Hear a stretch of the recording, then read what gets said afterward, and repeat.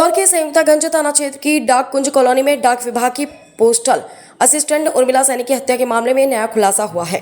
शुरुआती जांच में सामने आया कि आरोपी पति अखिलेश सैनी अपनी पत्नी के चरित्र पर संदेह करता था और इसी शंका ने एक हंसते खेलते परिवार को उजाड़ दिया। वारदात के बाद से आरोपी फरार है, जिसकी तलाश में पुलिस की 6 टीमें लगातार दबिश दे रही हैं। इधर मृतका के परिजनों और डाक विभाग के कर्मचारियों में भारी आक्रोश है।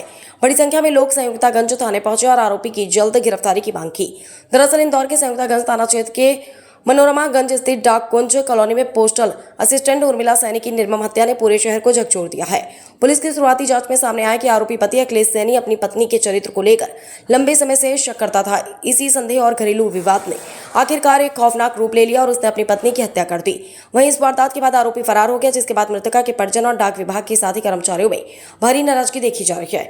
बड़ी संख्या में लोग संयुक्तागंज थाने पहुंचे और आरोपी की तत्काल गिरफ्तारी की मांग की। इस दौरान मृतका की बेटी प्रेक्षा सैनी भी मीडिया के सामने भावुक नजर आई। उसने अपनी मां के लिए न्याय की मांग करते हुए कहा कि जिस बेरहमी से उसके पिता ने उसकी मां की जान ली है, उसे भी उसी दर्द का एहसास होना चाहिए। इसलिए ना तो उसका एनकाउंटर करे और ना ही फांसी दे, बल्कि उसके पिता को ही वैसे ही तड़पा कर मारा जाए जिस तरह से उसने उसकी मां को मारा है। प्रेक्षा ने आरोप लगाया कि उसके पिता हमेशा उसकी मां के चरित्र पर संदेह करते थे और उनकी कमाई पर निर्भर रहते थे। वहीं पुलिस अधिकारियों का कहना है कि आरोपी की गिरफ्तारी के लिए 6 अलग-अलग टीमें गठित की गई हैं, जो संभावित ठिकानों पर लगातार तबीश दे रही है। कुछ स्थानों से उसके संबंध में इनपुट मिले हैं, लेकिन फिलहाल वह पुलिस की पकड़ से बाहर है। पुलिस का दावा है कि आरोपी को जल्द गिरफ्तार कर मामले में आगे की कानूनी कार्रवाई की जाएगी। परिजन आए हैं, जो मैंने बात की है ना, सभी की मांग यही है और हमारी भी यही कोशिश है और लगातार हम इस चीज़ में लगे हुए हैं। हमारी 6 टीमें लगी हुई हैं उसको अरेस्ट करने के लिए। जल्दी से जल्दी उसकी तलाश कर उसको गिरफ्तार किया जाए।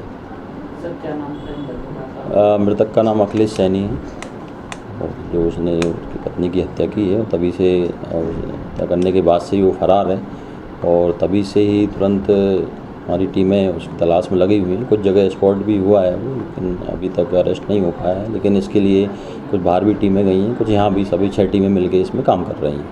सर, क्या कुछ पूछताछ में मालूम पड़ा क्या मारा था? अभी तक की पूछताछ में यही पता लगा है कि आपस में वो बात करता था पत्नी से और कुछ शंका भी करता था। ऐसी हमको अभी जानकारी परिजनों की तरफ से आई है। यही विवाद हत्या का कारण बना हुआ है। थाना है वो किस तरह की मांग लेके आया? मैं तो यही मांग लेके आई हूँ कि वो आदमी को जल्द से जल्द ढूंढा जाए, पकड़ा जाए और उसे ना वो जो भी फिर कार्रवाई हो, फांसी की सज़ा भी नहीं हो, एनकाउंटर भी नहीं हो, उसे उसी दर्द से तड़पा के मारा जाए। इस तरीके से मेरी मम्मी को उसने मारा। क्या हुआ था ऐसा पूरा घटनाक्रम जब आप स्कूल गए? आपके फादर स्कूल भी गए थे? जी, स्कूल आया था वो सुबह और स्कूल आया था तो एकदम नहा धो के, भगवान का टीका लगा के, कंघी करके, पाउडर लगा के, पॉलिश जूते पहन के, सब प्रॉपर पहन के आया था।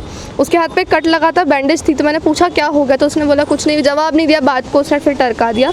उसने घर पे मम्मी का जो गोल्ड रखा था वो मुझे दिया, ATM दिया उसका खुद का जो उसने मेरे नाम पे सैंक्शन करवाया था। उसमें बोला, उसमें अभी डिटेल निकली, उसमें 4,26,000 रुपये समथिंग है।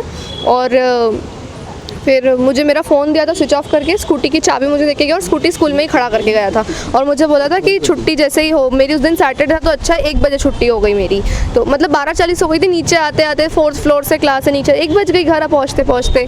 उसने तो मुझे बोला था कि तू घर मत जाना, सीधा पूजा मौसी के घर जाना, क्योंकि हम लोग, तेरी मम्मी और हम दोनों भोपाल निकल रहे हैं इमरजेंसी के लिए, वहाँ दादा दादी रहते हैं। तो मैंने बोला भी था कि मैं भी चलूँ, लेकिन बोला नहीं भाई की खातिर रुक, तो मैं रुक गई उसकी खातिर।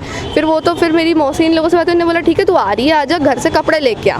तो मैं फिर प्रायु को बिठा के, मेरे छोटे भाई को बिठा के स्कूटी पे लेके गई घर और मैंने फिर गेट खोला। टीवी एकदम फुल, बहुत तेज़ वॉल्यूम पे, एकदम 100 वॉल्यूम जो नहीं होती उस पर चल रहा था।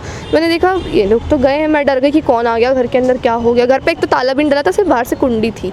तो मैंने अंदर जाके देखा तो पहले बेडरूम आता है और उसके बाद हॉल दिखता है हमारे घर में। तो वो हॉल में टीवी चल रही